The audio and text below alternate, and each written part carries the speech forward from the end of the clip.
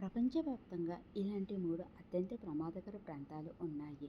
వీటిలో ఒకటి అమెరికాలో ఉండగా మరొకటి భారత్లో ఉంది.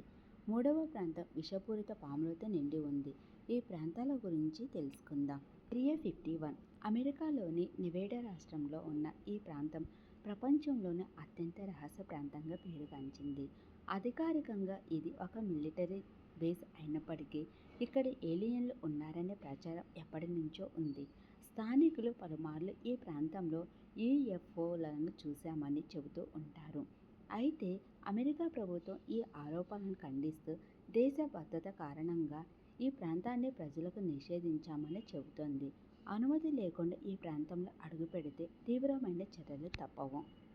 స్నేక్ ఐలాండ్ బ్రెజిల్ సముద్ర తీరానికి సమీపంలో ఉన్న ఈ ద్వీపం ప్రపంచంలోనే అత్యంత ప్రమాదకర ద్వీపంగా గుర్తింపు పొందింది.